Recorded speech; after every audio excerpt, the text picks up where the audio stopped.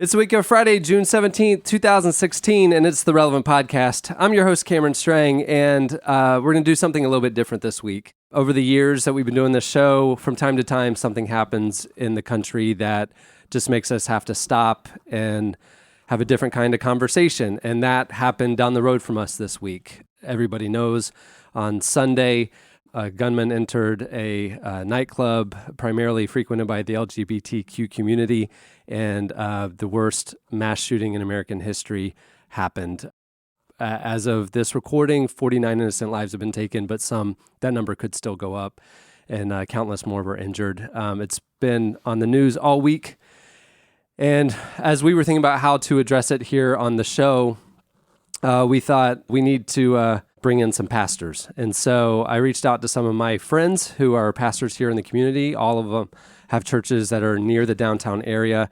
And I want to welcome them to the show. Here's my pastor, Josh Turner from Celebration Church. Hey, guys. Justin Johnson is the pastor of One Church Park District. Is that right? That's right. Yeah. Yep. I didn't know if you want me to throw in the Park District. Yes. Because your dad's the pastor of One Church. Right. The bigger One Church, Yep. so you're a Park Yep. District. That's right. And Colney Smith from City Beautiful Church. Hello. On with us, Jesse's here. Hey, guys. From Virginia, and Chandler, our producers in the room. Hello. We're going to talk for a few minutes, and then we'll bring on the rest of the cast and kind of do a normal podcast after this. But this was just a moment in time that I needed some pastors to help us navigate these waters. I personally was on a plane as the news was unfolding. I had a business trip in LA, and when I got to the airport, it was just like local news. You know, it was very early in the morning, and as I was on the plane, I'm watching CNN, and what happened, you know, the enormity of what happened started to unfold. And I was trapped on the other coast, trying to keep in touch with friends and, you know, texting and talking to several of you. And tell me what happened this week. As a pastor on Sunday morning, as this news is breaking, just talk me through kind of your experience here in Orlando. Yeah, I mean, I guess we can go around. For us, it was kind of still all unfolding for our morning services. And so you kind of get to church and you have your plan of what service is going to look like that day. And as you're in it, you realize the magnitude of what's happened as kind of the hours are going on. And so what we did is, we just started addressing it. And we just started kind of taking moments to pause in the service and pray for it and give attention to it. And just, bring back people to not just focusing on the horrificness of the event, but then also helping people like pray and kind of focus more on God. And then at our 6 p.m. service, what we did is we wanted to change it into a prayer and worship service. As you know, we have a lot of people in our church from the LGBTQ community, and so we had some friends that were directly impacted. We had one group of friends, they lost 5 of their friends. We had one guy at our church that he was actually in the club and made it out. And so we just wanted to give people a safe place to be able to come and cry and have people lay hands on them and pray. And that was really our hope of it. And so we just really kind of addressed it all Sunday long and prayed with people and tried to love on people. And, people want to make sense of things like this. And it's not always a way to make sense of just evil people. And so that's kind of, how we handled it on Sunday. Cole, what did you experience? I woke up to several text messages, and the first one was, I think we should maybe change what we're doing tonight. We meet in the evenings, and so at first I thought, well, I don't know if that's necessary, because we had several of our musicians who are really closely related to what actually happened in Orlando on Friday night with Christina Gimme from The Voice, who was shot at a music venue here in Orlando. And so I thought it was because of that, but then I started scrolling through and seeing I had several other text messages, and I thought, well, something else obviously must be going on. So that's when I got online and saw the news, and we just started really asking, what does this mean for us? And I think the answer, even all the way through Sunday night, was I have no idea what this means for us. But what we did was just decide to leave space. I mean, I think people want to do something immediately, and we don't always know what to do.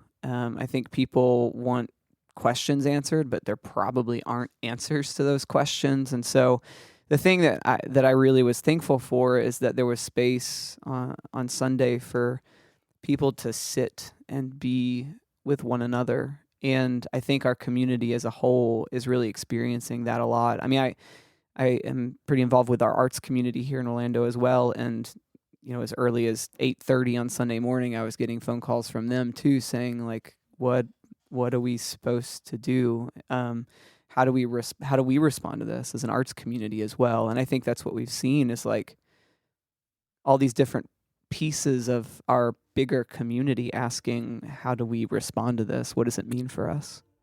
Justin? Yeah, well, as a pastor, probably the other guys probably do the same thing. I always get up early on Sunday mornings. I'm kind of trying to get my head around the day, and so I got up at about 4:15 on Sunday, and I always tend to just check the news on my phone. And I've kind of thought before, why do I do that?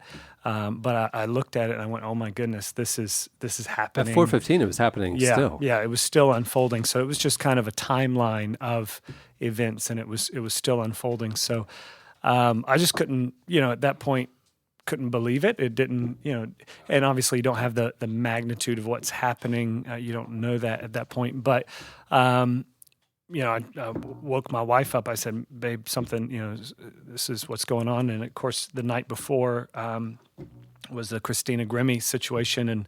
And so that was, it was just surreal in that moment. Even going into service, still not knowing, and we have Sunday morning services, so not knowing everything that is happening.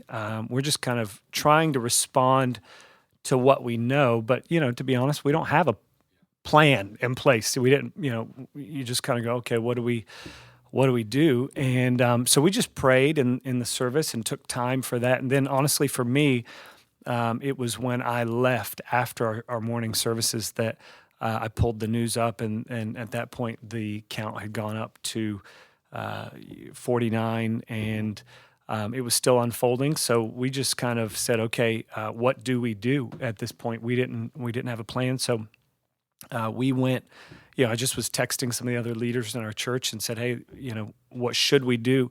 And one guy said, well, I've heard people are gathering at the what we call the center, the LGBT community center, which is just, stone's throw from where our church meets on Sundays at the Orlando Museum of Art. So we just said, well, let's go over there and let's just be present. I don't know. What are we going to do when we get there? We didn't have anything to give. We didn't have a plan. We just said, we're going. So we showed up there, and we could tell pretty quickly at that point that it was, it was kind of the base camp for a lot of what was happening. They were just directing people, and we,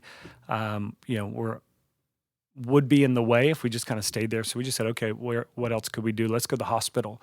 And so we went to the hospital, Orlando Regional downtown, and just went into the lobby there and just kind of walked in. We didn't even know if we could get in, but we went in, and, it's still just unfolding. This is about 5:00 on Sunday evening. And we just saw people in the lobby that, we saw one guy that he just was obviously emotional, and we just went up to him, and it was kind of like, man, we don't even know what to do here, but we're the church, and so we've got to engage. And so we just went up and said, hey, I'm a pastor here in town, and were you affected by this shooting and what's going on? And he said, yeah, I was there. I was there when it happened. And he said, he just told me, a little bit of his experience there. And I just said, man, I don't have anything, I don't know what to say to you, but I said, God loves you, and can I pray for you? And we just prayed for him. He grabbed hold of me and just hugged me. And, it's amazing how open people are in that moment to, maybe things that they wouldn't normally be open to, and having conversations they wouldn't normally have. So we went from there just out on the street. We're just like, let's walk, and let's just walk and pray. We don't know what to do, but just being present. We went out on the street, and my brother was with me, and he had a guitar in his car. He said, man, I'm just going to grab my guitar.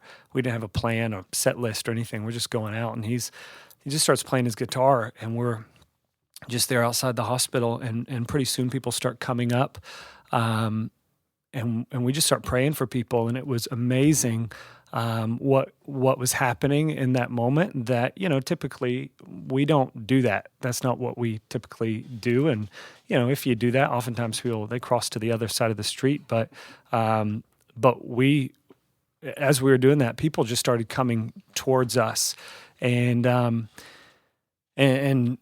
asking for prayer. We were praying with people, and I don't know how many people, probably 100 people we prayed with in just a short period of time. And then news cameras started coming up, and which was not at all what we were looking for. But we saw people just getting radically touched in that moment, really encountering God. And it was unbelievable. It was unlike anything I've ever experienced in those few hours out there in the midst of, the tragedy. You could see pulse from where we were. But even in the midst of that, just a real peace coming to those people. So it was wild. Out in LA, I saw a news clip on the internet of you praying for people in the hotel and the hospital. Yeah. And I was like, I know him. Yeah. I've been getting, because of, on this show, everybody knows I'm a huge fan of the Magic, and I love Orlando, born and raised here. Like, I was getting texts all day on Sunday from people around the country just asking what they could do to help, and everybody wants to help, and there were no answers to that. Because the One Orlando campaign gets set up and they have $4 million raised like that. It's Right. like, what is there to do? Like, people, I'm asking you guys as local leaders, boots on the ground, all your churches are near downtown. What can people do? Well, just to speak to the financial thing, there were 49 people who lost their lives, but there were hundreds of victims. There are people who worked at that club who are now out of work. Unemployed, yeah. There are people who sustained injuries who are now out of work And or medical bills. have medical bills. So, we say immediately there's $4 million, but $4 million doesn't go a long way when you're talking Right. about 150, 200 people. That's a so good word. let's not dismiss contributing to that fund, because I think it's still really important. And so that is still something. there are financial needs that probably hundreds of people, like those bartenders at that bar, have car payments and rent payments this month, Right. So, giving is still definitely one of those ways. On Sunday afternoon, as friends were leaving church, and again, I'm trapped in a plane, I'm texting with people, and word went out that they needed certain types of blood. And so friends from church left church, went to go give blood, and there's, 1,500 people already in line. They're turning people away. Mm. And then word got out well, now the blood center needs Gatorade and juice and things for people who gave blood. So, we're Venmoing money, and they ran and got all that stuff and brought it. And then they're turning away supplies. We have too many supplies. Yeah.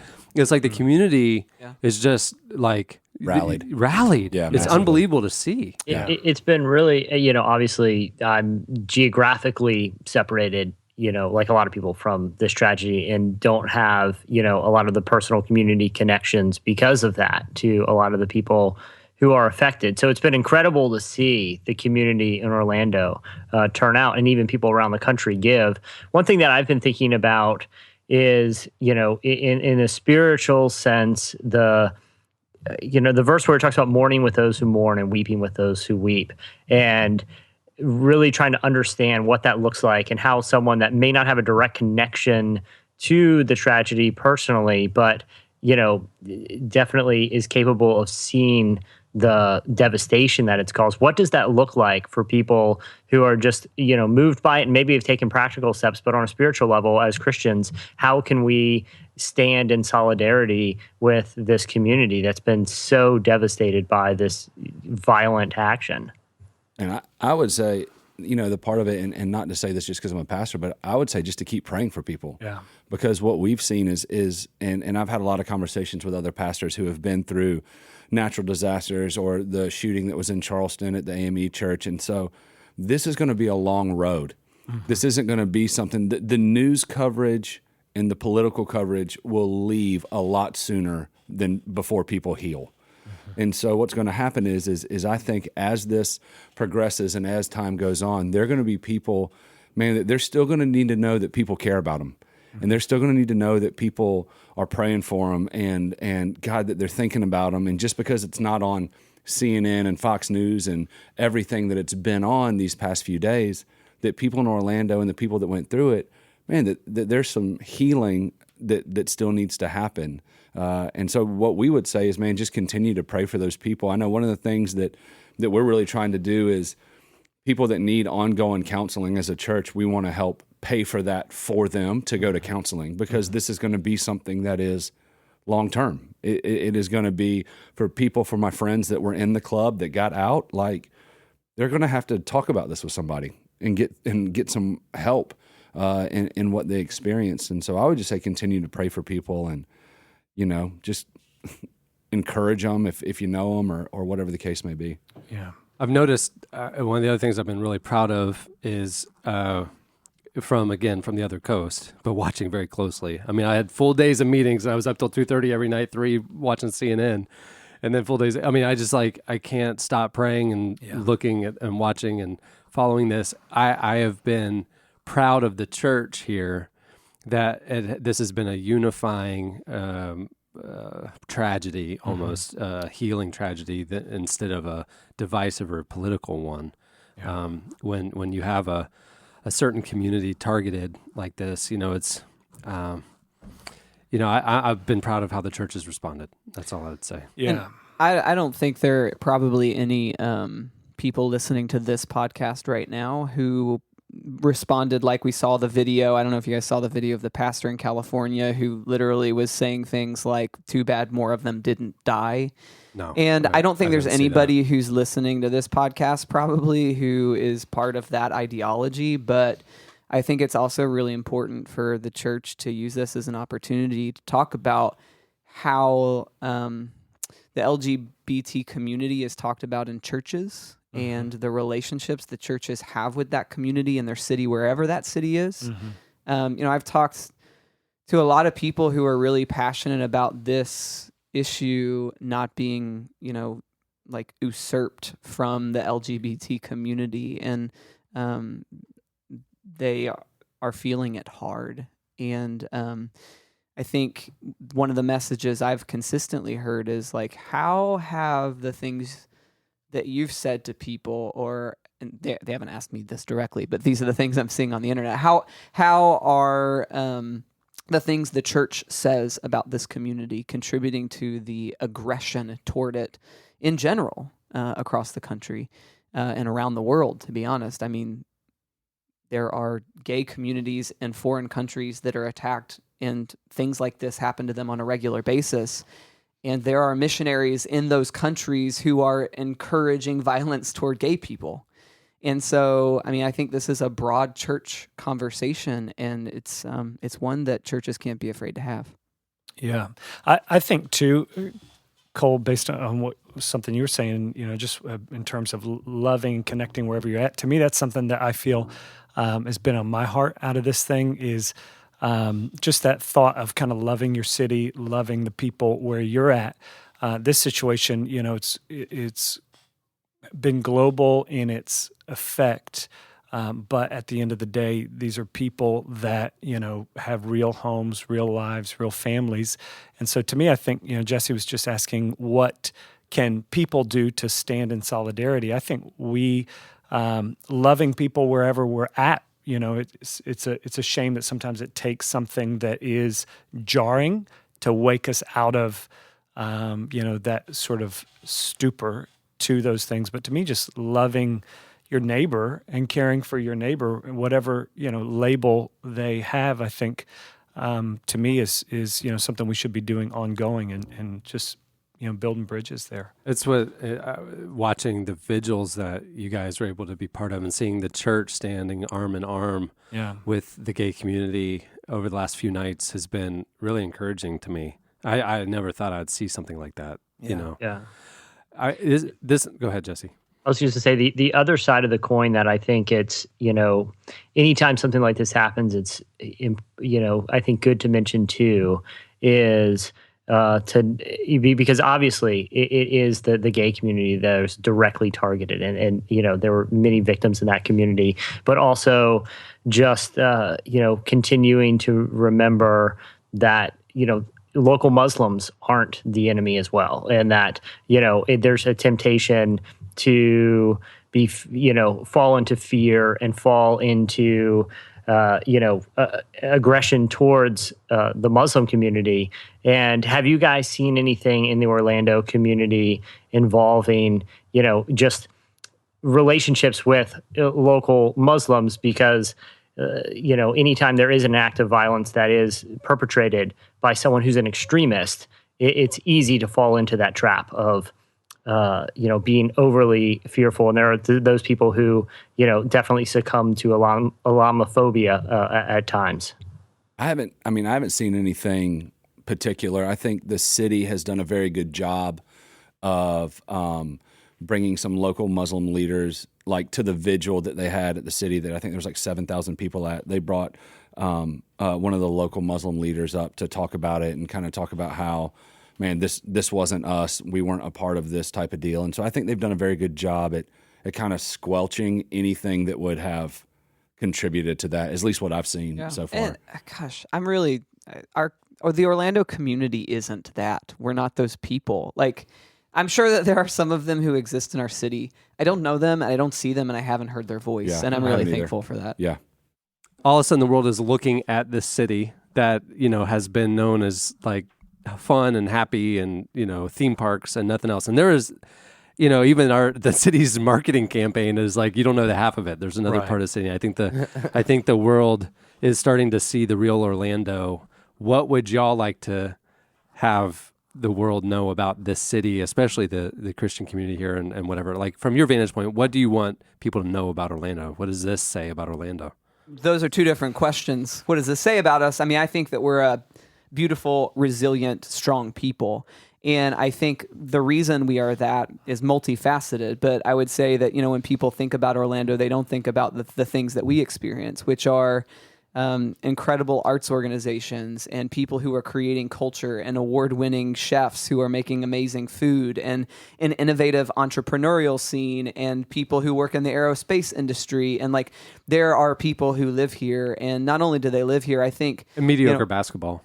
Very mediocre basketball.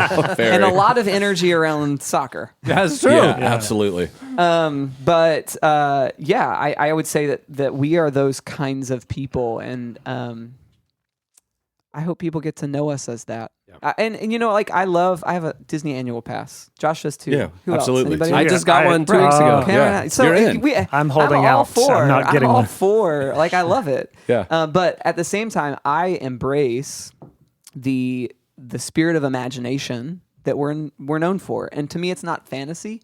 To me, it's not, pulling a veil over one's eyes and just going to a theme park. It's like there's something about the aspect of dreaming and have imagination that like our city is defined by. And I think it's really beautiful. Yeah. I think the same thing. I'm just passionate about seeing people wherever God has them being passionate about that place. I think the Bible's pretty clear. I think it's Acts 17:26 that God determines the times and the places that we live so that people might search for him and find him, although he's not far off.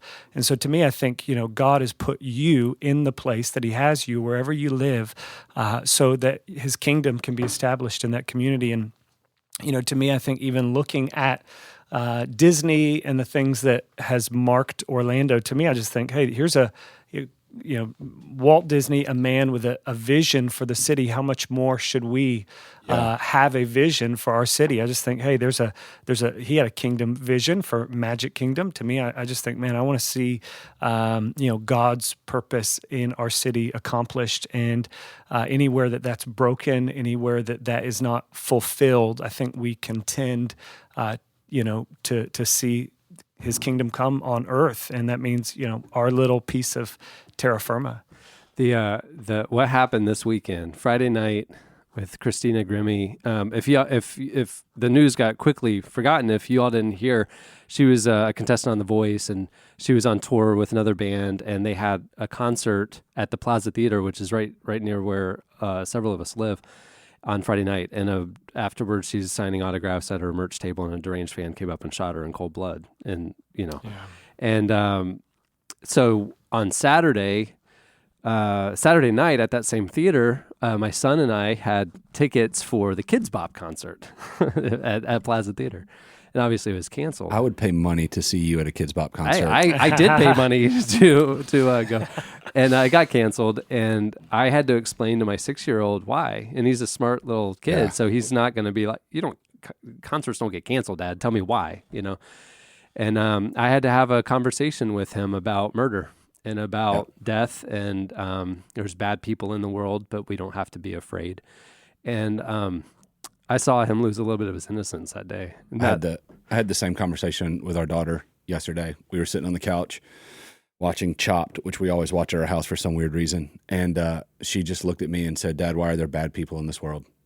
And just having to answer that to an 8-year-old little girl. What did you say? I said, I explained to her that because God loves us, he's given us free will. And I explained what that meant to her, that because we have free will, we're able to make our own decisions. And sometimes people make decisions to hurt other people. And I asked her, I said, does that make sense to you? And she said, yeah, that makes sense to me.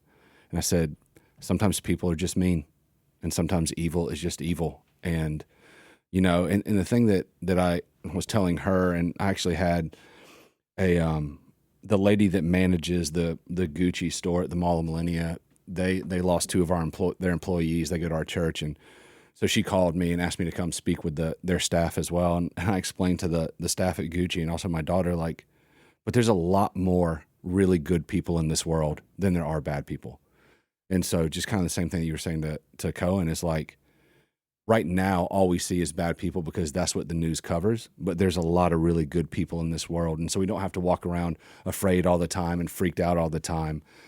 Because there are good people in this world. Can we just say what an amazing job Anderson Cooper has done this week, by the way? Yeah. I mean, he's refused to say the name or show the image of the killer, and he's told the stories with great empathy of the victims. And I mean, it has been moving watching that guy. Yeah, he's done good. And even what John Oliver said to echo what you guys were just saying, it's, the bad guys are outnumbered. And I feel like part of our job as the church is to continue to keep it that way and to, pray for grace for each one of ourselves, that God would keep us as a voice for good and would open doors for us to show compassion and love to people who are hurting, no matter what the circumstances are. And that is the encouraging thing about thy kingdom come, thy will be done, is that, we're called to establish a kingdom, and that's by, serving people. After the conversation I had with Cohen on Saturday, when I'm, leaving on Sunday, and I'm thinking about how do I parent him through this, Facebook, somebody on Facebook posted a quote from Mr. Rogers that said, he tells the story of when he was a little child and they were watching the news and a disaster would happen. His mom said to him, whenever bad things happen, always look for the helpers. Always look on the sidelines. There's always helpers. Yeah. And to the point that there's always way more good people in a situation than bad. And you know what? You guys are on the front lines, and you guys are leading the church in this city, especially the church around the area where all this is happening, and it's affected so many lives. And you guys are among those helpers. And I just want to say thank you for what you guys are doing and how you're shepherding your communities. Thanks for being with us today. Yeah, thanks for having us. Thanks, guys. Absolutely. Yeah.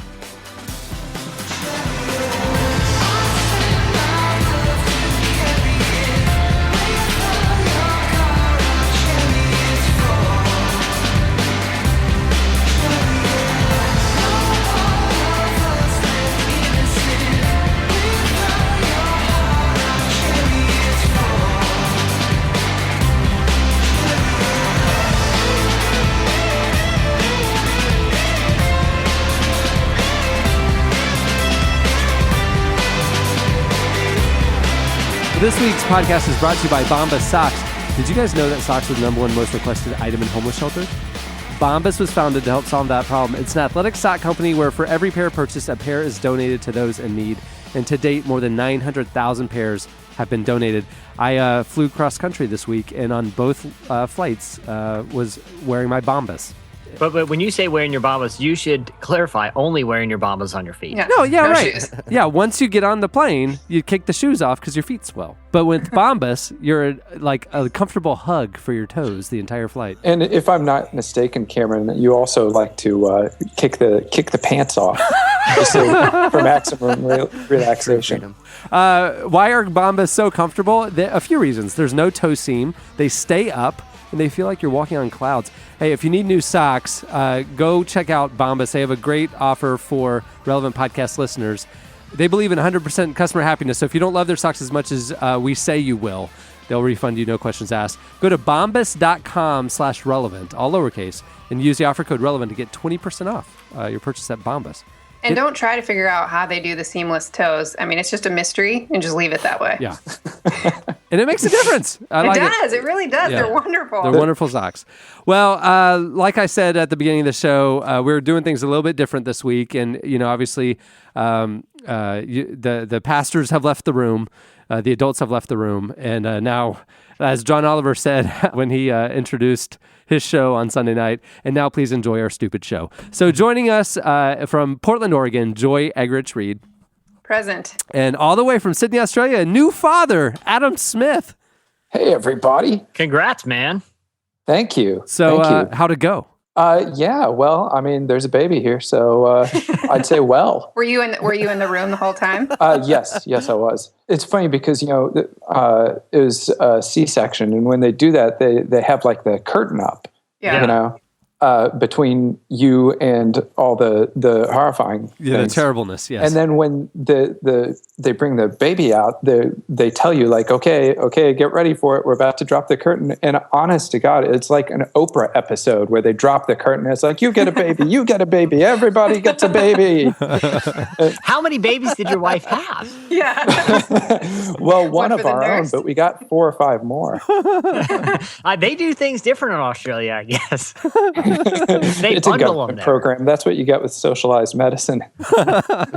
They multiply the baby instantly. Well, we're excited to have you. Last week you were going to be on the show, but you guys were in the midst of all the baby things, so I'm glad to have you. Stuff. It's fun. And Joy, you've been off on assignment for a couple weeks, so we're glad to have you back. We missed you. Thank you. We had a very short 2-week Boys of Summer run. And I heard it was very successful. People on Twitter were basically saying they don't care if I ever come back. The 2-week Boys of Summer run lasted 13 days more than it needed to. Yeah. The one comment I saw on the podcast I did was basically insinuating that, Joy, that you needed to come back to stop this foolishness. but coupled with, but I kind of like it. People enjoy, you want to eat all the candy one time, but you don't want to it's good that Halloween is once a year, you don't want to have it like every week. Yeah. I'll be sure to leave every summer for a little bit. What we're saying is too much of us basically will ensure that you get diabetes. Yeah, it was a diabetic dose of Boys of Summer this year. If you're listening to it 2 weeks in a row, your foot falls off. Yeah, there's a guy still in a coma. We don't know what happened to him. And all his teeth got rotten too. Well, Eddie Koffoltz, who's normally on the show, is off doing important IJM work this week. So we're glad to have Adam join us again. Coming up on the show this week, other than the segment that you just heard, we have a great guest. Hillsong Young and Free, speaking of Australia, joins us to tell us kind of the deeper stories behind their new album, Youth Revival. So that's cool. Okay, well, this week has been a sobering one for a lot of us. But thankfully, Jesse, in the midst of all this, the one reprieve I've had is the NBA Finals are going on. And Jesse, have you been watching? I have, but can I be honest with you? I got distracted earlier in the week by another basketball-related story. Oh. Okay, so like a lot of you guys, I've been following. I'm not a Golden State Warriors fan, but Steph Curry's been electric this year. Yeah. And I don't regularly wear basketball shoes, but I honestly thought about getting a pair of the high top Curry 2s for when I do go to the gym. They're not really streetwear. You know what I mean? Those aren't shoes. Those aren't kicks you wear with jeans. They're not like Jordans. Right. Right. They're performance oriented. Right. That's obviously why I wanted them. Right. Have you seen them? That's my question. Well, the original high tops, I really like. But so this week, Under Armour, they waited to the NBA Finals as this great marketing moment, and they posted a picture on the internet of his new low top version, which is for if you haven't seen it, I'm going to describe it. Imagine those white New Balances dads wear with jeans that get real tight at the ankles that are the go-to grass cutters. Kind of like those, like acid wash jeans. Yeah, imagine those, but uglier. But uglier. It's basically like you can play in the NBA Finals and then give them straight to your granddad for his physical therapy session. It looks like the kind you would wear with those flesh color sock things if you have circulation problems. And the memes that were going around were great because people were renaming them on the internet. They were renaming the mall walkers, the chefs, any number of things. And there was two things that happened that I wanted to get y'all's feedback about. The first was Steph Curry refuses just to say, okay, a swing and a miss. I've had a great year. I hit 400 three-pointers this year. Right. My original shoe outsold everything by a huge margin. Yeah. You can't win them all. Right. Like, let me get a new color scheme or something with these. But he did. Steph Curry doubled down, okay? He took a marker and wrote on the shoes while he was wearing them, straight and fire emoji. So he was saying in an interview, these shoes are straight fire, and he wrote them on. Can I just say, if you have a lame pair of shoes, Right. writing straight fire on them does not make them straight fire. Like if I have like a car, right, that is a hazard to be on the road, or it's just embarrassing, or it's just something that an older person that can't drive a normal car for some reason would drive, which is like the shoe equivalent. If I write straight sweet ride on it, that doesn't make it a sweet ride. Like if you had a white PT Cruiser. Yeah. That's essentially what these shoes are. And then put flames on it. If I had or a Bluetooth headset and I wrote on there like iPhone 6, it doesn't make it an iPhone 6. Like I'm still gonna look like the guy with the Bluetooth. The guy, But I just look like I'm in denial and sensitive about it. It's like The Simpsons when Homer's brother let him create a car. yes. Exactly. Okay, so that happened, and then the other part was like it had started to die down. And I don't want to do too deep of a cut. I don't want to get too far into sports talk, but I'm sure most people are familiar with current Michigan head coach Jim Harbaugh. Okay, if you are familiar, football. Dad, Football. Dad Pants Harbaugh. Yeah. So if there's one thing you need to know about Jim Harbaugh relevant to this story, it's that he has publicly gone on record to say that the only pants he buys are $8 pleated khakis from Walmart. Really? That is the man true. makes $7 million a year. Exactly. He's a former NFL the quarterback and NFL head coach, and he only buys $8 pleated khakis for some reason. And to my knowledge, he has no association with Under Armour or Steph Curry or the Golden State Warriors. Right. But for some reason, he decided to throw himself in the middle of this debate earlier Oh, he didn't. and took to Twitter and basically said, guys, I don't see what the big deal is. Oh, no. These things are sweet. It's almost like someone at Nike paid him to say that. Like someone at Nike said, you know what would be hilarious right now? Like, because they're just laughing all the way to the bank. They got showed up this year. They got showed up at their own game, which is basketball. Nike did. Yeah, for people who don't know, I mean, Steph Curry's shoes, Steph Curry famously signed with Under Armour. So this whole rivalry with Nike, well, the LeBron shoes, the Kevin Durant shoes, and Nike done terrible this year. And the Steph Curry shoes outsold them all combined. I mean, it's like this huge win for Under Armour.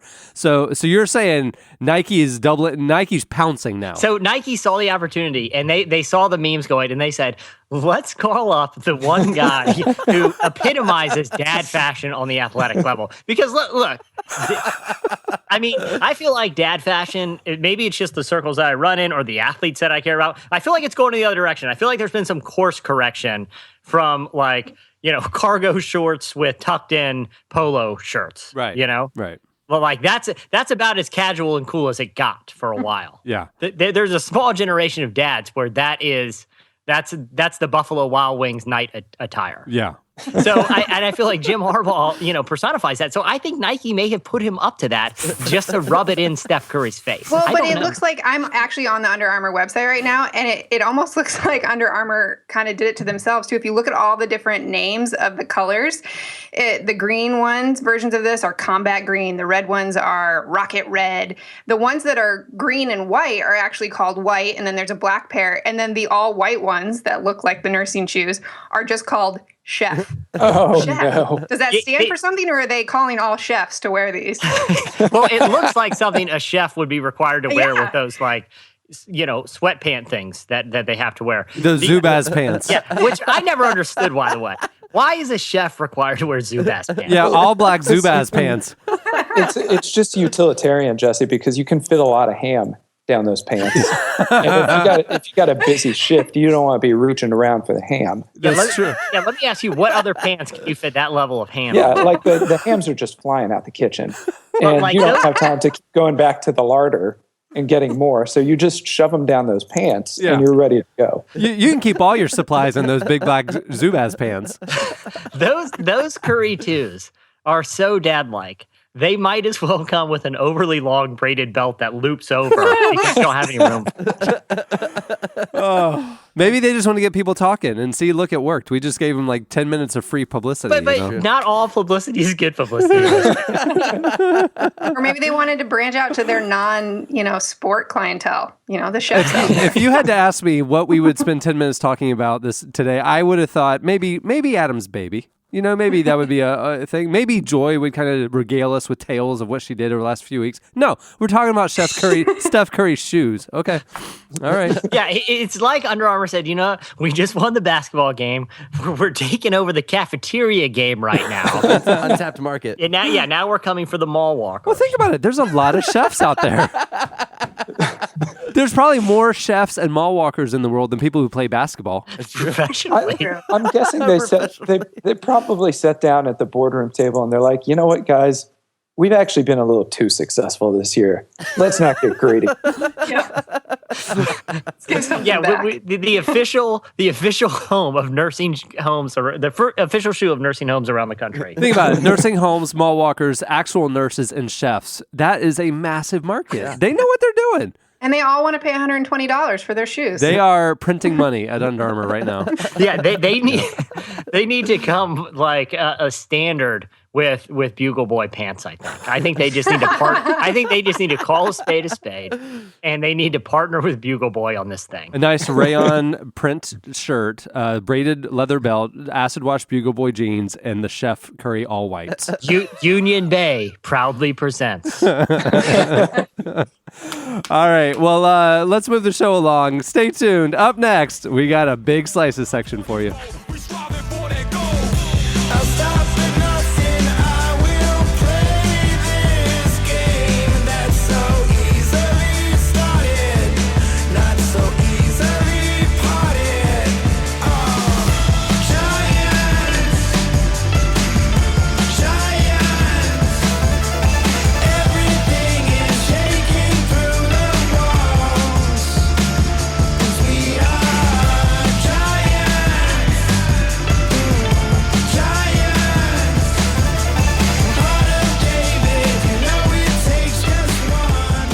Listening to Banks and Steels. The song is Giant. At the beginning of the podcast, you heard Paper Out with their new one, Chariots. Look at that, Christian music starting the show. Okay, it's time for slices. What do you have, Jesse? All right, I got a two for today because we were talking off air. I think we all were outthinking each other that we were each going to bring a similar slice, so we brought backups. And I'm just going to go ahead and bring both of them. Well, and we didn't do it in case you missed it because we had the special section up at the front, and so we just kind of changed things up a little bit this week. And so you guys over-prepared for slices to make up for the lack of in case you missed it. So I appreciate that. Hopefully I don't under-deliver as normal. But this is one I wanted to talk about. A real estate blog has taken it upon themselves to once and for all rank every state from worst to last. No. And this is objectively the worst state. Okay? But here's how they did it. Because you could look at economy. You could look at crime rates. You could look at any number of factors that people typically look at. But that's not really the worst states. Those kind of things hop around from time to time.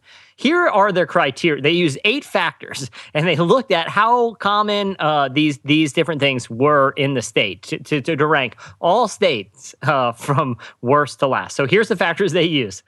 Arby's locations per capita. Number 1, there's 8 of these. Vape shops per capita. Well, that would, yeah. Google searches for people looking to buy a hoverboard. Google searches for egg salad recipes. I'm sorry. Egg salad? Egg salad's objectively terrible. And it's even worse if you wait one day. It's unedible. Total number of Nickelback concerts per capita held in each state, obviously. Oh, my God. Jesse, do you realize that just from your own Google habits, you've tanked Virginia? You've tanked Virginia. I've skewed the whole thing. Yeah. I wrote them a concerned letter. Facebook fans of the singer Chris Brown. Okay, number 7 is one I disagree with greatly. Maybe I further skewed Virginia. Magicians per capita. And finally, people expressing interest in Goop, Gwyneth Paltrow's lifestyle publication. So they looked at all of those factors, and they looked at how prevalent they are in each state. I want to go around the table real quick and see if any. I doubt you will, but can anyone guess what ranked number 1 objectively? Like I said, these are objective standards here that we can measure. What is the worst state in the United States based on those factors? Florida is my home. I love Florida. I have a profound sense of connection to it, but I cannot imagine a single ranking list of U.S. states by any set of metrics where Florida doesn't come out dead last. No, come on. You got to think. You got West Virginia, Mississippi. Come on. And think about the criteria. We have beaches. Joy, what's your guess? Georgia just came to mind. I don't know why. All right, Cameron? I would say West Virginia. Well, based on these criteria I just named, the worst state in the union, in a stately, reminds us that is the home of Chris Angel. As if that alone wasn't enough.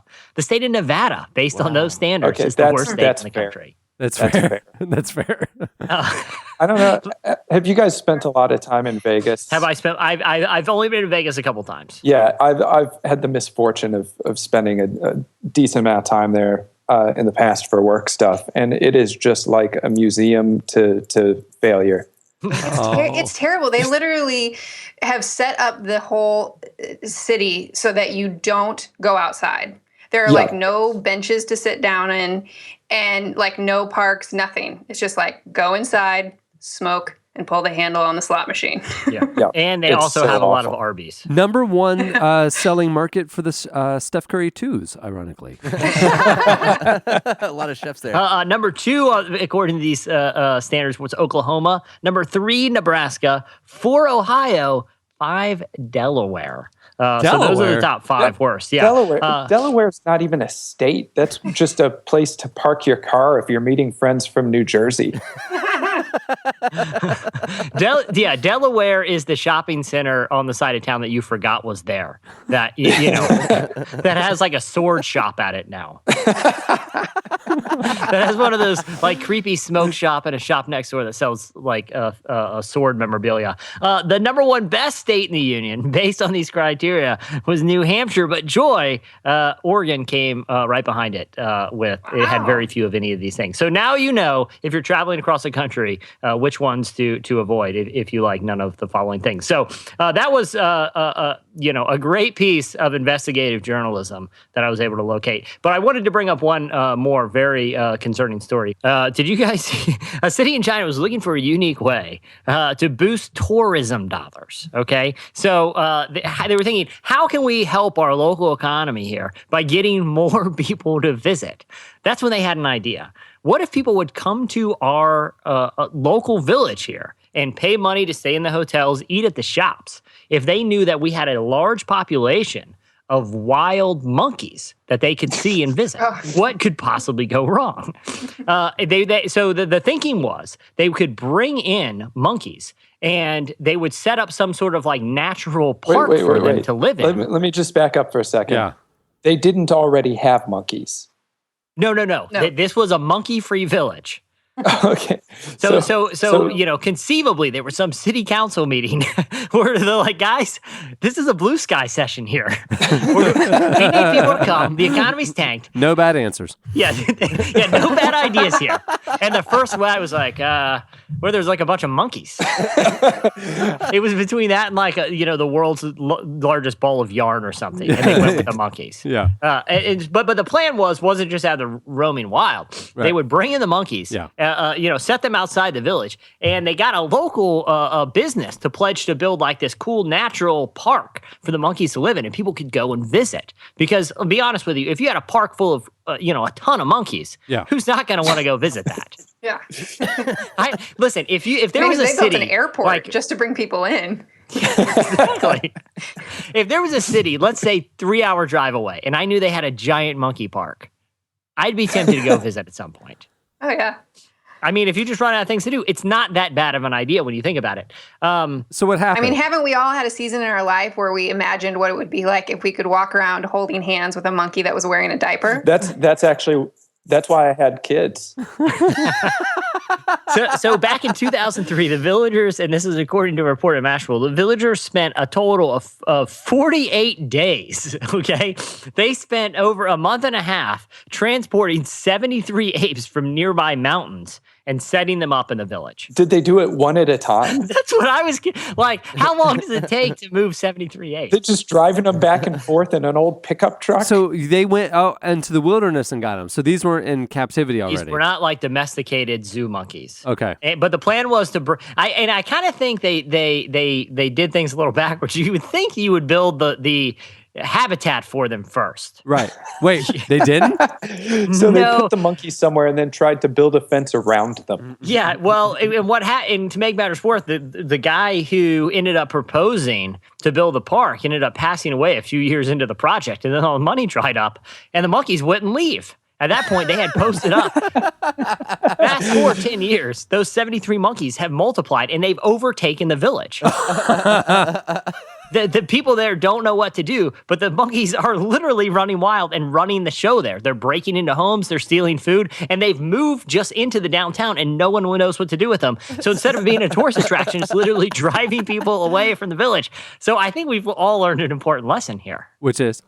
Brainstorming is a terrible idea. Brainstorming is a terrible idea. This is appropriately, this seems like a monkey's paw type wish. That they're like, we wish we could draw people to town with some monkeys. And it's like, you want monkeys? Here's all the monkeys in the world. And it's like, well, now I actually do want to visit that village. But now that everybody's leaving, the monkeys are running out of food, and now they're having a meeting, and they're like, how can we get the humans to come to our town? Yeah, so that's an important lesson for anyone in the tourism industry. In case you were thinking about just spending a month and a half driving monkeys one by one into town, that's not a great idea. Yeah, did they only have a motorcycle to get the monkey there? Just a motorcycle with a sidecar. Yeah, so day one of the big monkey move, like everyone in town's like, all right, here we go. This plan is flawless. Who's got a truck we can borrow? It was probably like that logic problem with the fox and the grain and the chicken, and they just had a canoe that they had to go back and forth with, like a monkey and a bunch of bananas and a guy who liked to eat monkeys. What logic problem are you talking about? Have you never heard that, where you have the grain, the fox, and the chicken, and you have to get them across the river? You can't leave the chicken with the grain because it'll eat the grain. You can't leave the fox with the chicken because it'll eat the chicken. And you have to figure out what's the least number of trips you can make carrying just 2 items at a time to get all 3 across the river without one eating the other. What's the answer? Real quick, this is this week's puzzler on Car Talk. Yeah. Oh, is it? Yeah, exactly. No, It's the editorial question of the week. Oh, that could be. No, yeah, actually, the answer is you sit down and take a good hard look at your life. Like, why do I even need to do this? Like, what scenario necessitates me hauling grain, a chicken, and a fox across the river? I got to be doing something wrong here. Yeah, like in the cold light of day, none of this seems that urgent. There's got to be a bridge somewhere. Yeah, like I could, in all honesty, I could probably do without one of these items. I have a hard time figuring out what I'm going to need this fox for. Yeah. That's the answer. The decision to purge. Oh my goodness. Oh, okay. Well, what do you have, Joy? All right. Well, I was first going to try to cover the food beat with Shauna's absence, and I'm not going to, but I do want to say if anybody's interested, they should Google about the 22-pound pile of butter that was found in a bog in Ireland that's 2,000 years old. Fascinating story. So that was in honor of Shauna. But then right before I got on, I saw that there was an article that came out in the New York Times about Emerson College. You guys know that small school in Boston? Yeah. Yeah, I do. But real quick, can I go back to the butter thing? Yeah, Because if I was in a something. bog, okay, which is like, I'm assuming, it's like a swamp in Ireland. And I Yes, saw yes. like, it was 22 pounds, you said? Yeah, 22 pounds, 2,000 years old. I don't, visually, I don't know what a 22-pound ball of butter looks like, but 22 pounds isn't that heavy. I mean, it's heavy, but it's not absurdly heavy, Right. You're asking why you wouldn't cart it off with you. Yeah. Well, no. I'm asking, how would I even know that it's just not a big ball of mud and not butter? Did the person that find it, was he just randomly tasting things in the bog and be like, hey, look, this one's butter? Yeah. No, it was a solid mass because apparently the dynamics within a bog are perfect for preserving butter. And apparently back in the day, Irish people, butter was something for very wealthy people, it was very extravagant. And so people would use it to pay their rent or pay taxes. Yeah. And so apparently butterballs have been being found in Ireland recently. But again, if I saw an old ball of butter in the dirt, Yeah. I would just assume it's just some weird mud thing. Yeah. Unless it's in the shape of a stick of butter, I would not think anything fishy is happening here. It was probably a guy who had a lot of English muffins. And he was just like, you know what? These muffins are dry. I'm going to spread something on them. And I don't care what it is, frankly. And he just hit the jackpot. I'm going to go down to the bog. I'm going to stick this butter knife just randomly in some gigantic ball and rub it in every nook and cranny in these English muffins. And look at this. It's a giant ball of butter. If your foot hit something that was obviously not a rock, I mean, it was like this. It was You're in a bog. Yeah, your first assumption would be 2,000-year-old butter. Yeah. Yeah, no question. Yeah, and he was right. The guy found it. How many hikes have I been on and been like, I stepped in something? That is either some sort of animal dropping or that's some really old butter. I got to taste this thing. No, they said It's not butter. that it really did smell like I can't believe it, but it's definitely not. No, they said it smelled like butter, which, I mean, I can't imagine that the whole bog smelled of butter, but when they pulled it out of the bog, it was butter. It was a really hot day and it smelled like a Texas Roadhouse. That's how he knew. Exactly. Just a pile of popcorn it smelled like. Okay, so the other article that I was more excited about, I'm really intrigued by this. So Emerson College in Boston has just declared that they are going to have a BFA, a Bachelor of Fine Arts, in Comedic Arts. And so this whole article in the New York Times was talking about the person who wrote it. They were like a creative writing major. So they're like, I can't really critique it because the question could always be like, can you actually teach someone to write, or are they just a really good writer? Can you actually teach someone to be a comedian, or do they just either have it or they don't? And that was kind of like the debate for several years, because this actually isn't a great selling point, but the woman who started the program is Marty Cook, who wrote Full House. And she's been pushing this for years and has really had to convince the school that it will be a serious a major. And so it's just gotten passed. And I just thought it was really fascinating that that's been the pushback, that people are like, you're either funny or you're not. Because I think we've talked about, I've taken improv classes and I'm not hilarious, but the whole thing is that the principles of improv are to teach you to work as a group and to teach you to, like our teacher's always like, if you're trying to be funny, you're going to ruin this for everybody else. And so there's so many principles that I've learned that play out into all areas of life that I find I basically want to go back to school and go to Emerson. I can understand why the person who created Full House would assume that anyone could do comedy. Seriously, this is really easy. Literally anyone could do this. Yeah. The weird. Okay, so the other interesting aspect is, can you teach someone comedic techniques to be funny, especially if the gold standard is Full House. The other thing is, you get out of college and I have a degree in comedy. Can't wait to hit that job market. Look out, Nebraska. No, but no, that's what they're saying is like, no, look, like the classes, there's comedy writing for TV, comedy writing for late night television, comedic storytelling, the evolution of comedy. So and you're studying theater as well. They're studying Shakespeare. She's saying one of the classes is all on Freud. So and if you look at the history of TV, like the number of comedic shows that were out there even just a decade ago versus now, comedy is just skyrocketing compared to all other categories of television. So, and one of the programs is a semester-long internship in LA working on a show. Yeah, and before you scoff at it, Jesse, as some sort of useless major, you should know that people laughed at that Irish guy when he majored in bog butter recognition. 2,000 years later, who's getting a last laugh now? Yeah, but what do you think about that? Do you feel like you can teach someone to be a comedian? Here's the deal. We post a job opening for like a designer, and I'll get 400 applications, and all of these people have studied in school. They've done, in fact, most of them are showing me pretty much the exact same portfolio because they all do the same projects, right?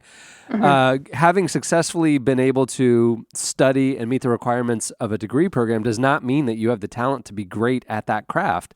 So, I mean, it's like any other major. I mean, just because I studied history doesn't mean I'm going to be one of the great historians, I mean, so fine, people can study it if they're interested in it, but that does not mean that they'll be good at comedy when they get on the other side, because that's where talent does kick in. I think that you have to have some latent ability in the first place, but I do think that you can learn to be funnier. Yeah, sure. Examining, like, honestly, I'm not holding us up as the paragon of comedy, although we are. But I think part of what's worked is, I speaking for myself, and I think definitely Jesse as well. Like, there's a lot of times where we dissect. Okay, this is funny. Why was this funny? And what would actually make this funnier? Yeah. And in having this discussion, we've managed to suck all the comedy out of it. Yeah. Well, I was going to say the other concerning part, as you alluded to, Adam, that this course is coming from the person that cast Dave Coulier. And not only did they cast him, they gave him a puppet woodchuck to use. Okay? The best joke this person ever wrote was having a little girl say, "How rude." Yeah. I know. I was so fascinated by this article, and then my eyes read across that, and I was like, no. But again, she could probably show you her monthly income still from the residuals and go, yeah, who's laughing now, Jesse? But I think it's the thing of like, if someone's interest, like you're right, Cameron, someone, may go to 4 years of college and realize I'm not a poet. That's what I was interested in, but I'm not. But it's the heightening of, and I feel like there hasn't been a recognition of comedy as a craft, and so I think this is awesome that they're doing it. And I think it's, I've often thought about, like, if you look at old Saturday Night Live and new Saturday Night Live, like our generation, we'll laugh at some of the old Saturday Night Live stuff, but some of it is just so much slower, so much like sillier slapstick. And then now I think about like all of our kids and how constantly they are on camera and they can see themselves. And I've already thought, like, at a young age, they're learning to refine comedy more than, because we weren't watching ourselves as much, So I think comedy is just going to continue to be a part of more people's lives, just like you see on TV of being in more programs. Most of like the comedians that I listen to that talk about how they learn the craft, maybe it's because there aren't that many courses offered in comedy, but most of them learned, in the stand-up club, not in the classroom. I guess the exception would be something like Second City, where they teach a lot of methodology and a lot of funny people come out and there. Judd Apatow talks that he was a student of comedy. I mean, when he was in high school, he was interviewing, I have his book where he interviewed Jerry Seinfeld and all the comedians that were coming through town as a high school reporter, essentially, for a school paper, because he wanted to learn, like, how to be funny. And then he realized his skill isn't being on the mic. His skill is he knows funny, though, and he can craft funny, so he does movies, Did you guys ever hear that This American Life, where they talked about the writer's room at the Onion? Yeah. No. And how people would come, they would come and pitch like several hundred headlines at each person at every writer's meeting every week.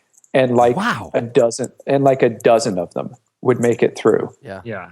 And like they would get down to, and they were talking about how at most you might get a chuckle out of people. Yeah. And as you're just rapid fire reading off these headlines that you put hours into crafting, and they would get all the way down to like dissecting. Like one of them was something about man eyes roommate's unopened bag of Doritos. And they're like, okay, well, but we use Doritos a lot. Is there another thing that's as funny as Doritos? And they decided nothing was as funny as Doritos. And so they scrapped the headline.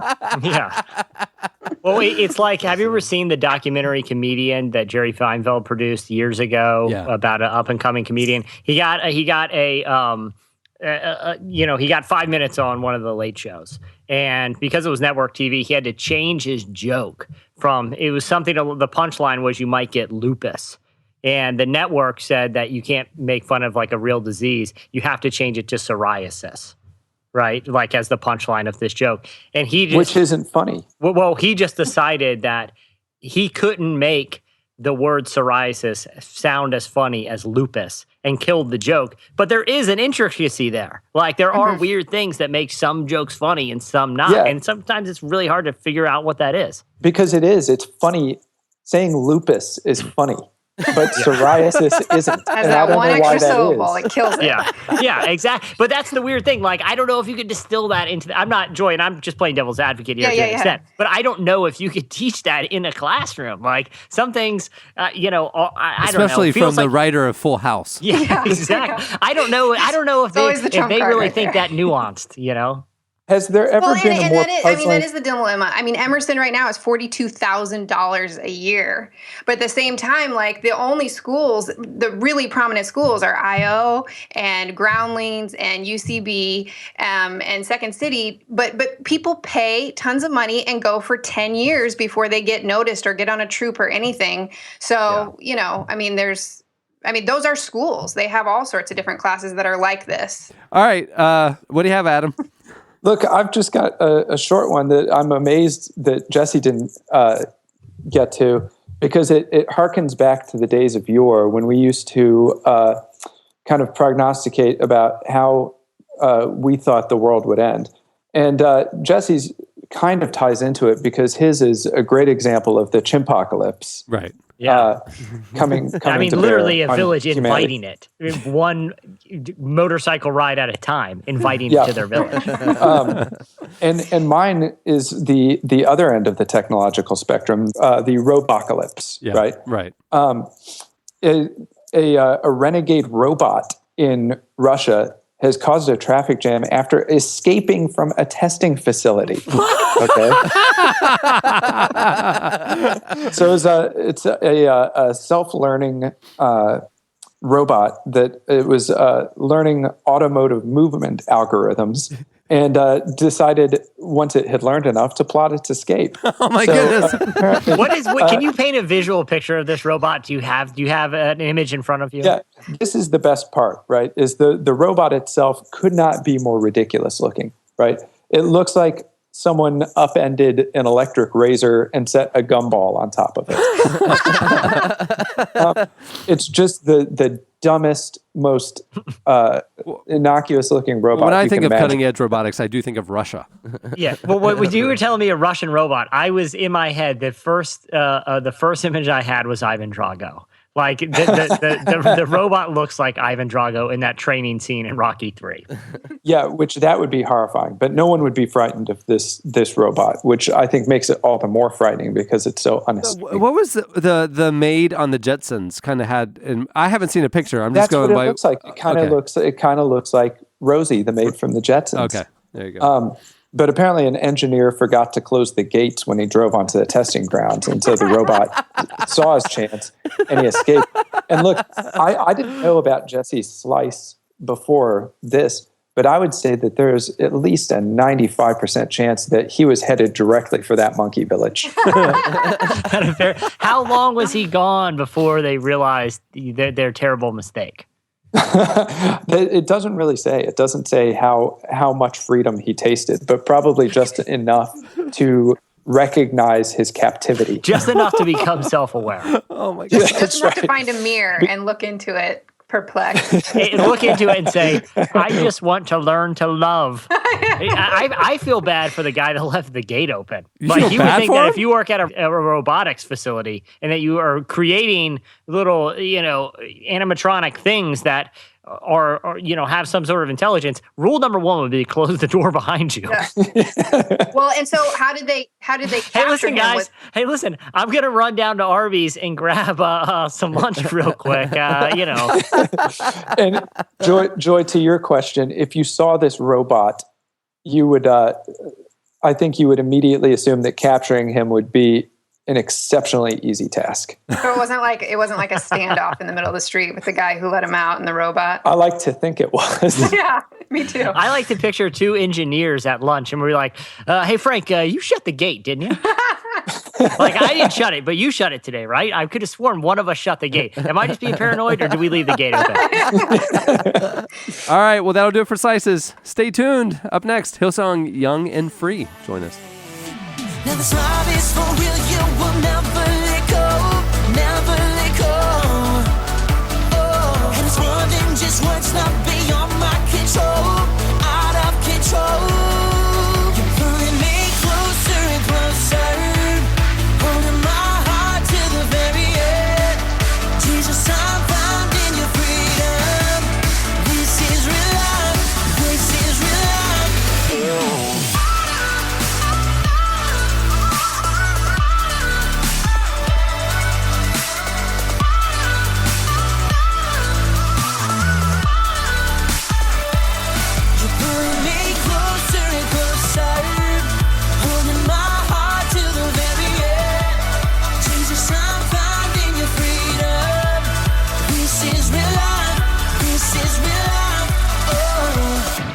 You're listening to our next guest, Hillsong Young and Free. The song is Real Love. Hillsong Young and Free is from Hillsong Church in Sydney, Australia, and is known for combining EDM and pop influences in their unique style of worship. The band's actually scored 2 #1 radio singles, and their latest album, Youth Revival, debuted in the Billboard Top 50. We talk with the band about their musical influences and some of the deeper messages behind their newest songs. Here is Hillsong Young and Free. When you speak, dreams and reality collide. Your word rewrites my destiny. My life finds a new beginning. 'Cause you are my energy. Jesus, you're everything I need and more. I follow you till the end. You are my strength. Jesus, you're everything I need and more. You are my energy. We want to make music that's fun, and we want to make music that, I guess, highlights the joy of knowing Christ. But I think it comes out naturally. The songs are because there's so many guys writing, and there's so many of us doing it together. And so I think it's just kind of this blended expression of what everyone loves. So there's so many guys just writing. There's so many people just with different tastes, and it just all comes together, and it creates this kind of craziness. And I think it comes out naturally. I think originally, like way back when we were still like discovering what our sound was, when we were creating the first album, it was like on our hearts to make the types of songs, the types of music that would like allow people to dance and have a good time. And so it is very intentional, because I think originally and still to this day, we're creating music for youth and for young people, and we had our like youth programs in mind, and we wanted people to come in and actually have a good time and experience the joy of the Lord, like Aiden said, in a time where there perhaps wasn't room for that, like there wasn't that actually being a reality at the time. And so that defined our sound. So when it came to making the second album, Youth Revival, it was a very natural progression, because it's so much of our identity, I think.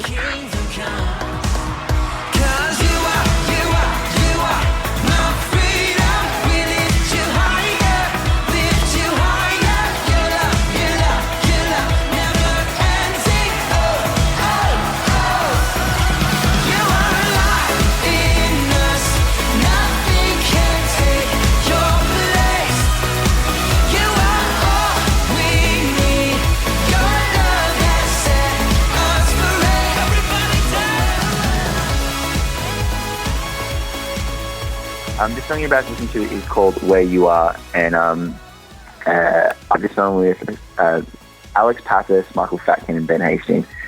And pretty much the song is about, when we came into the studio one night, we were talking a lot about the idea of life without Jesus and life with Jesus. And, all of us being Christians, we were just like, it's crazy how at one point in our life we didn't know Jesus.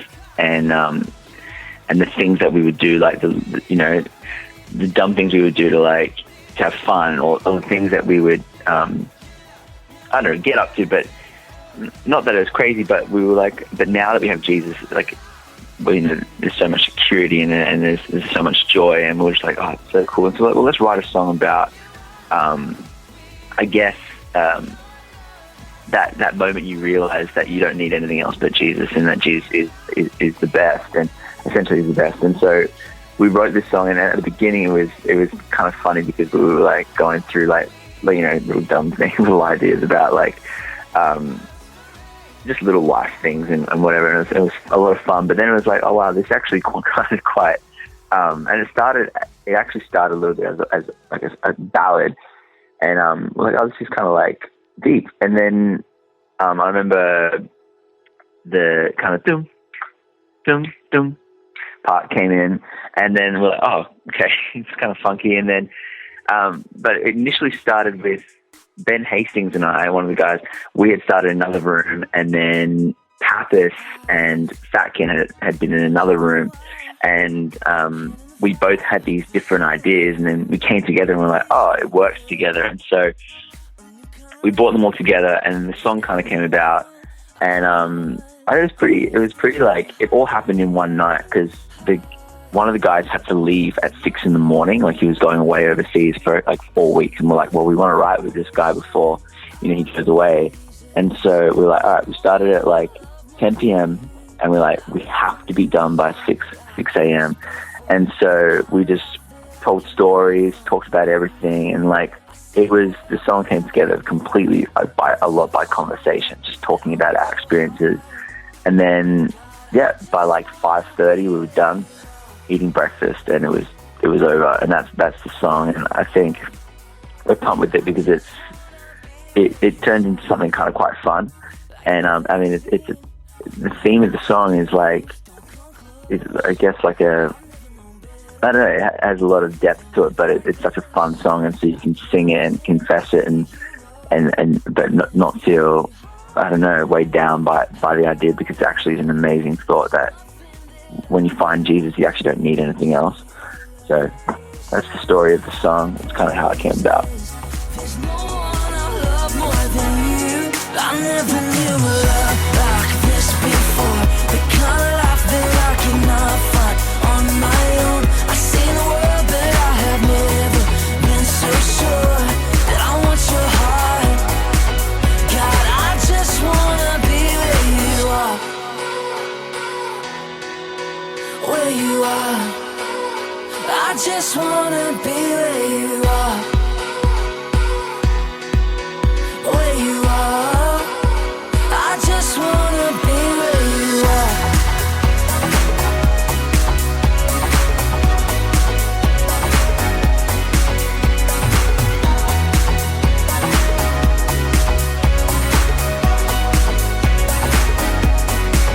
And after all this time, with you by my side, I can't imagine what it'd be like on my own. I made up my heart, this love is all I've got, and you're the only one I know worth living for. A sweet elevation of praises. There's no one I love more than you. I never knew a love like this before. The kind of life that I cannot find on my own. I've seen the world, but I have never been so sure that I want your heart. God, I just wanna be where you are. Where you are, I just wanna be where you are. Where you are, I just wanna be where you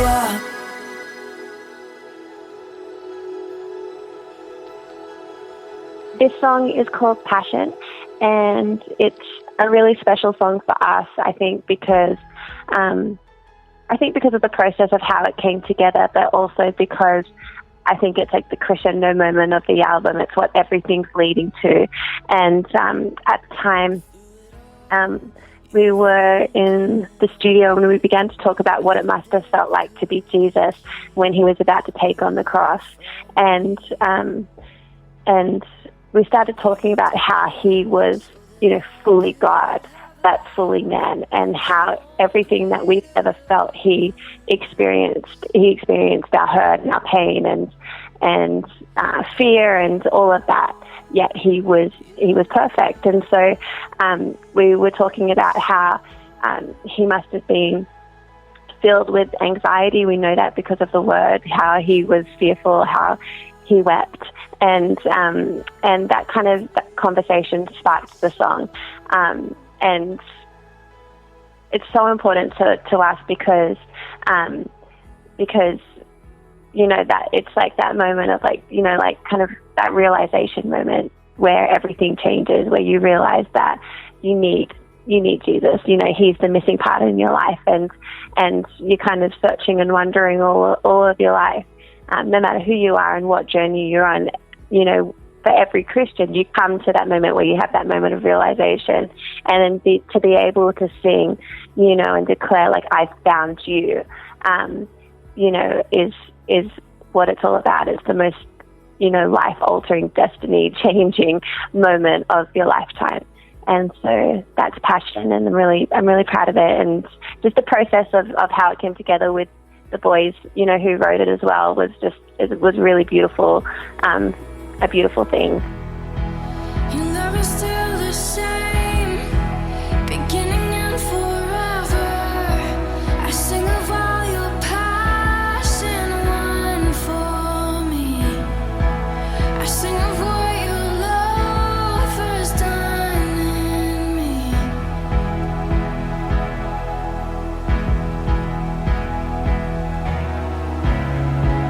Your love will never change, beginning and forever.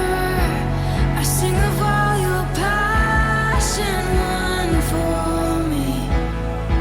I sing of what your love has done in me. I found you. I found you. I found you.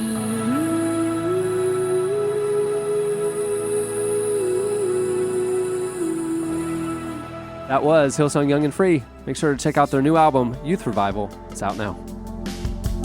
Everything was better when you would call and I'd be like, yeah, babe, we should talk about love again. Every night I'm wide awake, I almost call you, then I'm like, no way, oh no way.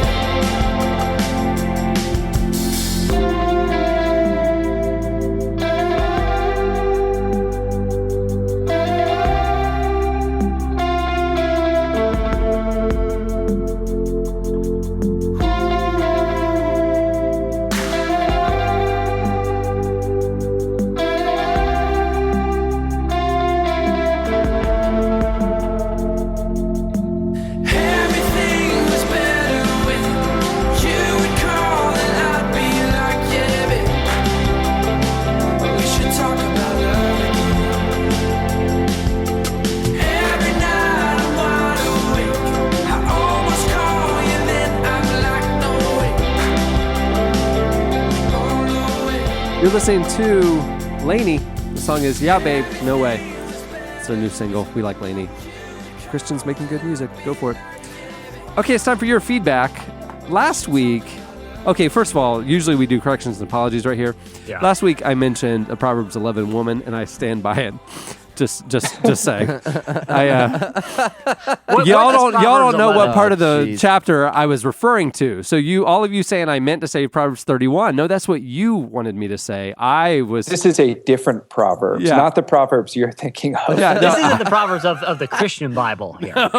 No. That's the problem. Y'all are assuming you know what I meant. I said what I meant, and I stand by it. This is from a Zoroastrian text. No correction, no apology. I stand by Proverbs 11, woman. Okay, it's time for your feedback. So last week, we asked you the question of the week, what would you like to see happen on the 500th episode and during Trapped in the Cage? So, Adam, I don't know if you heard, our 500th episode is coming up July 8th. And to celebrate, we are doing a live taping that afternoon. We're going to stream it for those who want to hear it live. We're going to do it at like 2 p.m. Eastern on July 8th. And then it'll go up like normal in iTunes and everything that night. And then at 4 o'clock Eastern on July 8th, Jesse's going Trapped in the Cage, and he's going to watch 24 hours of Nicolas Cage movies. Oh, man. Without breaking. And that's the point at which Jesse's sanity is finally ripped away from him. Yeah, I feel, that because of the feat of endurance I've previously accomplished with Nickelback, listening to them for a week straight, it's either going to be one or two things. Like, I'm either going to do this with ease. This will be like a Lance Armstrong type of thing where it's no big deal, or I immediately crack during the first frame of the movie and have to be carted out there, probably in a helicopter. This is like staring into the face of Cthulhu. So there's a few things, around this. Last year when he did the Nickelback challenge, it was to raise money for charity water. So we're doing that again. We're still working out all the details, but we have trappedinthecage.com, and people are going to go there and vote on what movies he has to watch. We're going to have auction type things where people can donate to charity water and make Jesse do stuff or wear a hat or whatever during the thing. We're going to live Periscope and live stream, like Shia LaBeouf did, him watching the movies. And people can also donate to charity water to buy tickets to join Jesse and watch with him if they want to come down to Orlando. This is just the latest in a long string of times that Jesse has drawn comparisons to Shia LaBeouf. Yeah. So we were freestyle rap right now. And can I just say too, I know we talked about like training for jobs. When I got my degree in journalism, this is how I pictured putting it to work. Locking myself in a room and raising money for charity by watching Nicolas Cage films. This is what they don't teach you at Emerson. This is School of Hard Knocks here. School of Hard Knocks, BYU, Backyard University. So people are wondering details because we were going to, at trappedinthecage.com, we were going to post all the details this week. Well, other things happened this week, and so we didn't feel like doing retweets and funny websites and stuff like that over the last few days. But after this show goes up, we will be fleshing out trappedinthecage.com with all the details. We are actually going to be having the screening here in the podcast studio. So no more than like 20 or 30 people can join Jesse. So it's going to be a lot of supply and demand. We will be posting the schedule so you can look and say, oh, he's going to be watching, National Treasure 2 at 1:30 to 3:30. I'll join him for that block. You can buy, as I call it, the magic hour. You can come and do that. We'll be here. Jesse will be trapped in the cage, and the rest of us can come and go as we please. But he's going to watch 24 straight hours of Nicolas Cage movies. Now, as we're fleshing out all the ideas, because this is wet cement, we're still how can we get the most impact for charity water? How can we, commemorate our 500th episode the best way possible? We asked you guys for your ideas for Trapped in the Cage and the 500th anniversary or 500th episode celebration. You went over to the podcast episode page at relevantmagazine.com. You also hit us up on Twitter at Relevant Podcast with some of your ideas. Here are a few we're considering. Austin Campbell had a great idea to make it more interesting for people. He suggested that I watch every movie without blinking. I guess it's like a Clockwork Orange situation. Just keep my eyes open and strap me to a chair and watch my mind slowly slip away. That's like me playing Nintendo growing up. I would forget to blink. I was so focused on the game, and then 15 minutes later, my eyes were just burning and watering. Isn't that a normal human reflex? No, You I can't, would. like, not I don't know. blink. I'd keep them open, then all of a sudden I would feel this piercing pain, and I would start crying, and I realized that I hadn't blinked because I was so focused on getting him in the little, drain pipe or whatever it is that the Mario brother goes down. I don't think that's biologically possible. It is. Well, like in Clockwork Orange, they just have the nurse come over and drop eye drops in your eyes, so you literally cannot look away. I think this is doable. Mom, eye drops now. It sounds like a totally reasonable suggestion. Ryan Hughes said that you guys should bring in Nick Cage just to watch the movies with Jesse. He suggested that Nick Cage wouldn't be that hard to bring in. Just make him sit directly next to Jesse, thus removing the buffer. I'm assuming it's kind of like in the theater when just raise the armrest. Yeah. And then we can all watch the two of you guys watch his movies. I think if Nicolas Cage were to actually come, I would not watch any of his films. I would just sit directly across from him, and we would just stare at each other for 24 straight hours. I think he would probably do it because history proves he's not that picky about the projects he takes on. I think if we offered him $150 and free sandwiches, he'd show up. He'd do it, 100%. Awesome. What kind of sandwiches you got? Pastrami? Okay. He did Season of the Witch for less than that. Then he does the thing in Gone in 60 Seconds where you're like, let's go. Jesse, maybe instead of you guys watching each other, he's watching his film, and then you are just to the left of him watching him. So it's kind of like... Or he's watching Jesse's pre-filmed reenactment of several Nicolas Cage films. And then Jesse's watching him watch Oh, that. wait, maybe they do line readings. We just buy the scripts to all the films, and and Jesse plays all the other roles, and Nicolas Cage... I read every line except for Nicolas Cage's, and we have Nicolas Cage's read Nicolas Cage's. Wait, what if I read Nicolas Cage's and Nicolas Cage reads everyone else? I like that. And then gives you Eddie acting singing notes. Kevin Max's parts in DC Talk songs. This one seems fair to me. Michael said, how about instead of me watching 24 hours of Nicolas Cage, I only have to watch 2.5 Kirk Cameron movies, which it's basically, I think it's like dog years. Like 2.5 Kirk Cameron movies equal 24 hours of regular human time. That is not a fair trade-off. I think he's only made 2.5 movies. So you're saying the plug got pulled halfway through the third? But nobody noticed. That's the thing. They still put it out, and all the Christian bookstores stocked it, and nobody noticed it was only half a movie. Just 40 minutes in, it just goes, to like, a prolonged credit sequence and just replays the first 40 minutes again. Oh, Peter said, this one I should probably offer some clarification, that they would love to see a reunion with former Joe the neighbor, and he could watch the 24 hours of Nicolas Cage movie. I promise this is true. And I don't know if I should make light of it or not. I went by his house the other day because I moved and I drove by there. The house was abandoned. Now, you told us that. Really? Did you say that on the show or not? No. Or was that offline? You told us? Yeah, that's offline. Okay. All right. So now you're telling officially publicly we don't know what Joe happened. the neighbor, he's gone off the grid, it appears. I knew it was a matter of time. I'm sure he'll resurface. I'm not all that personally worried. But I've momentarily lost track of him. Now, the house being abandoned, you're saying lights out, it's dark, it looks untaken care of. Are Yes. you sure he's still not living inside?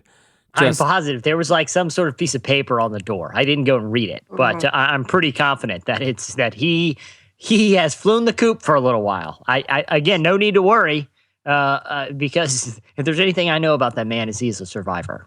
Old Joe always lands on his feet. Yeah. Again, not overly concerned, but I will say this: I don't think he's going to make it to locked in a cage. Yeah. Well, if he can have half that pastrami sandwich that you're offering Nicolas Cage, then you might have yourself a deal. So we're gonna have just like a whole big spread of pastrami sandwiches and hope that Nicolas Cage shows up. Is that the thing? Just kind of like get word out. In your mind, like a pastrami sandwich platter is like a Nicolas Cage mousetrap. Like that's how you're picturing. Right.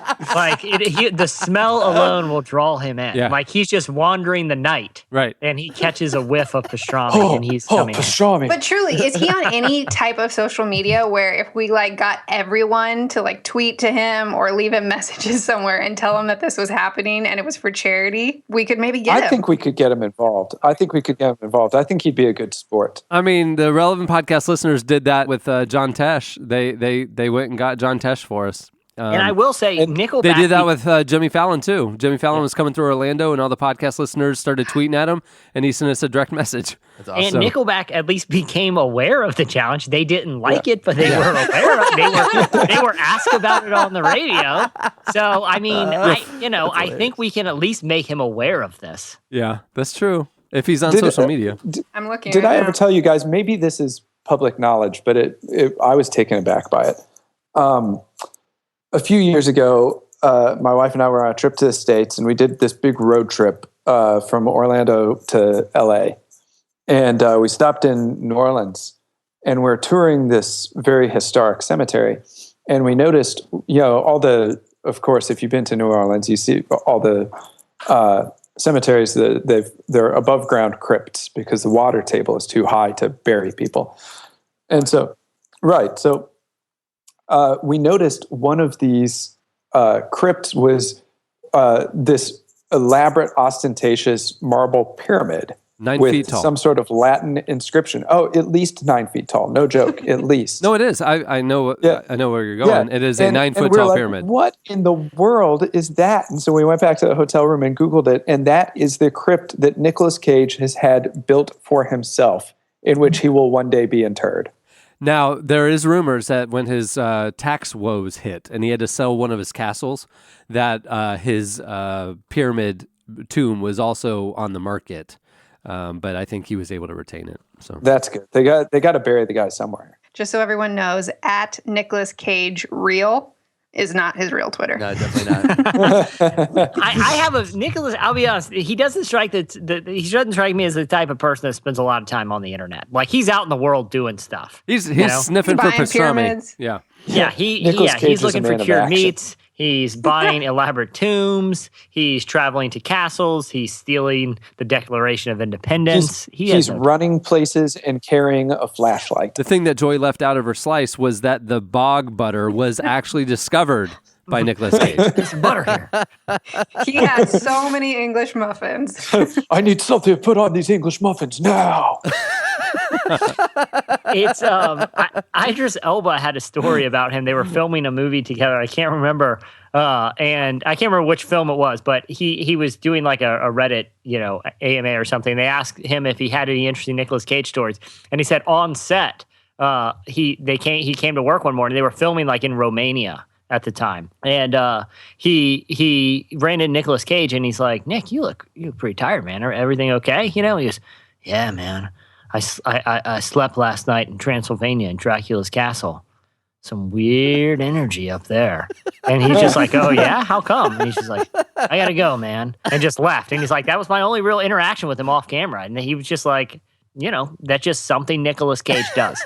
All that to say is I don't think the kind of schedule he keeps, I don't think he would be totally opposed to joining us for this thing. I think he's just got the guys looking for experiences, and throw a little pastrami in the equation, just sweeten the deal a little. Are you saying, Jesse, that the movie Vampire's Kiss was actually a Nick Cage documentary? I think most of his films are either biopics or documentaries. I know for a fact he literally stole the Constitution one time. Yeah, and he literally was flying a plane when a lot of people were raptured. I mean, it was just bizarre. The first, Adam, I'll concede, the second National Treasure is a work of fiction. The first one, where he gets pretty involved with the Freemasons, that's a documentary. That really happened. Not a lot of people know the second National Treasure is actually the dramatization of the first, which was a documentary. Well, July 8th, you can go to trappedinthecage.com for more information as we post it. And you can vote on what Jesse's going to have to do, and you can donate to Charity Water, and we're going to work out all the details in this next week. But July 8th, it's time for Trapped in the Cage to celebrate our 500th episode. It's going to be very exciting. Adam, Con Air, he literally escaped from federal prison one time in an airplane. Okay, that'll do it for last week's feedback. It's time for this week's Editorial question of the week. Hey. All right, this one I'm going to lob it to Adam. He has a very special question for this week's. Okay, if you have a fox, a bag of grain, and a chicken, and a canoe, and you have to get them all across a river, you can't leave the fox with the chicken, and you can't leave the chicken with the grain. Yeah. Then the question is, what has your life come to? No, we want to know the answer. I want to know the answer to the riddle. So how you get them all across? How That's you the get them question. And across I safely? say get creative here. Like, Adam, is there a wrong answer? There's an actual right answer to this, but I can tell you right now that's not the answer we're looking for. Although I personally do want to know what the correct answer is, but I'll tell you the correct answer if you'd actually like to know. Well, not right now. No, not right now. I want to hear what the listeners have to say. Yeah, so there you go. The hard-hitting questions of our time. If you have a chicken, a bag of grain, and a fox and a canoe, and you have to get them all to the other side of the river, but you can only take two at a time, what do you do? Yeah, it should be noted that the canoe is a means of locomotion back and forth across the river. It's not like you're carrying the canoe as one of the items. Like you can't leave the canoe with the fox or something. But the follow-up question is if you need to get 100 monkeys to a village and you only have 48 days and you can only take one monkey at a time, how do you do it? Yeah, and you only have one escaped Russian robot. Yeah. How does the robot do it? And all you have for bait is a platter of pastrami. Go. Well, it's going to be a lot of walking, so thankfully you just bought those Steph Curry 2s to keep your feet comfortable. Extremely your circulation, let me say this, should you have any circulation problems beforehand, you're going to be okay because they're designed for that kind of stuff. Varicose veins, it's okay. Walking, they're literally designed for that. So you have the braided belt to help cinch up your pants. Right. That's right. Because after a long morning of mall walking, waiting for Auntie Anne's pretzels to open, I'll tell you, my dogs are barking. I want to thank our show sponsor, Bombas Socks. Remember, you can go to bombas.com/relevant and use the offer code relevant. Get 20% off your order at Bombas. You're going to love it. And supporting our sponsors supports the show. So go do it. Thanks to Hillsong Young and Free for joining us. You can follow them on Twitter at HillsongYandF. Make sure to check out their new album, Youth Revival. It's available everywhere. Also, thanks to the local pastors who joined us, my friends, Josh Turner from Celebration Church Orlando, Cole Neesmith from City Beautiful Church, and Justin Johnson from One Church Park District. Appreciate my buddies for coming out. And keep the city in prayer. Keep them in prayer. Keep the LGBT community here in prayer, all the victims, their families, the leadership in this city, and just pray for the situation here. It's unprecedented what's going on. It's crazy. Yeah. On that note, we'll wrap it up. I'm Cameron Strang. I'm Chandler Strang. I'm Joy Eggert-Reed. I'm Adam Smith. I'm going to head down to my orthopedic doctor and get a prescription for my new Curry 2s and then bring it to Foot Locker. See you next week. We'll see you next week. So you can see what's going on, what's going on, what's going on, yeah, what's going on, what's going on. Thanks for listening to the Relevant Podcast. Connect with us on Twitter @RelevantPodcast and get bonus material from this episode and more at the podcast section on relevantmagazine.com. And don't forget to check the magazine out. It's available on newsstands and at the iTunes App Store, or you can subscribe online at relevantmagazine.com/subscribe.